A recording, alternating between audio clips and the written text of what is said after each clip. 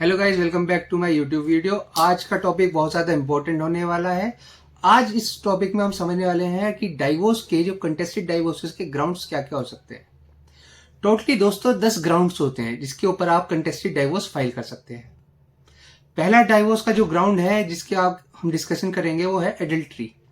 पहले ये क्रिमिनलाइज था, अब ये क्रिमिनलाइज नहीं है। इसके ऊपर मतलब कोई अब सजा नहीं है, इसके लिए बस आप एक डाइवोर्स फाइल कर सकते हैं। एडल्ट्री में कोई भी पर्सन दूसरे पर्सन के साथ रिलेशनशिप में है, ऑलरेडी मैरिड है, फिर भी रिलेशनशिप में है, तो वो एडल्ट्री में आता है। इसका एक दूसरा ग्राउंड आता है क्रुएलिटी। कोई भी पर्सन, हस्बैंड या वाइफ, क्रुएलिटी करता है दूसरे के साथ, मतलब मारपीट भी हो सकता है, मेंटली भी हो सकता है, मेंटली हरेस्ड, हर चीज में ताने देना, ये बहुत सारी चीजें हैं जो क्रुएलिटी के अंदर आती है। ये एक वास्ट सेक्शन है जिसे हम डिस्कस एक अलग वीडियो में करेंगे। तो फिर दोस्तों इसके अंदर आता है थर्ड पॉइंट, डेजर्शन।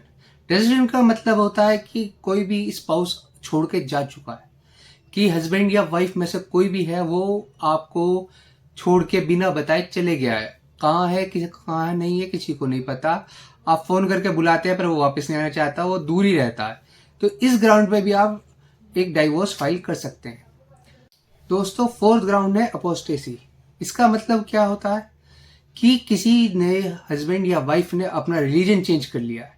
जैसे कि बहुत सारे लोग क्या काम करते हैं, किसी को सेकंड मैरिज करनी होती है पर लॉ से बचने के लिए वो मुस्लिम उसमें कन्वर्ट होकर दूसरी मैरिज कर लेते हैं।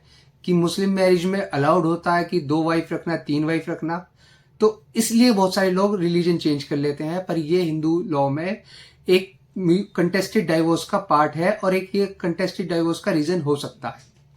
फिफ्थ है मेंटल हेल्थ।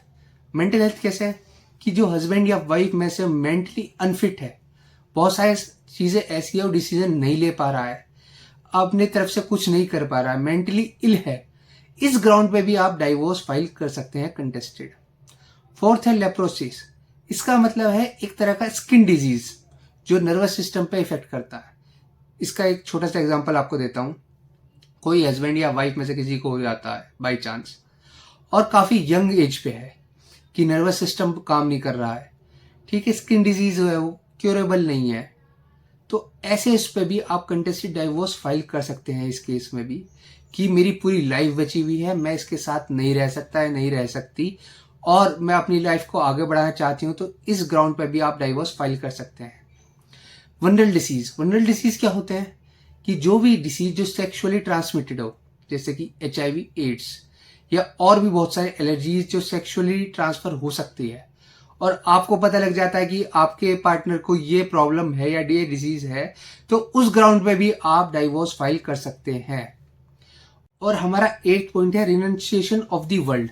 मतलब कि हस्बैंड या वाइफ बाबा बन गए। आजकल बहुत ट्रेंड चल रहा है, IIT बाबा, ये सारे बाबा।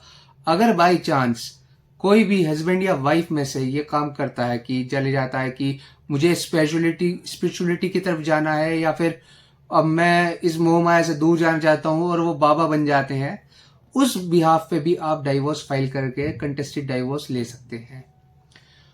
9th पॉइंट है मिसिंग फॉर 7 years। हस्बैंड या वाइफ कोई भी 7 साल से गायब है। आपने बहुत बार सुना होगा कि अगर कोई 7 साल से गायब है तो सब मरा हुआ घोषित समझ लिया जाएगा।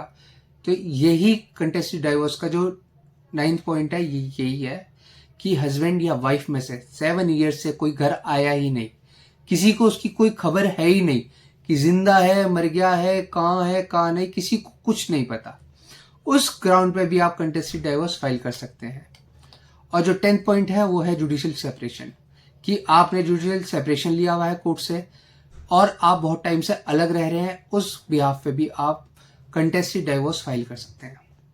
तो दोस्तों ये वीडियो देख के आपको शायद आपके कंटेस्टेड डाइवोर्स के ग्राउंड समझ आ गए होंगे कि आप किस किस बिहाफ पे आप डाइवोर्स फाइल कर सकते हैं और किस किस बिहाफ पे आप डाइवोर्स ले सकते हैं। अगर ये आपको वीडियो अच्छी लगी तो प्लीज़ लाइक, सब्सक्राइब और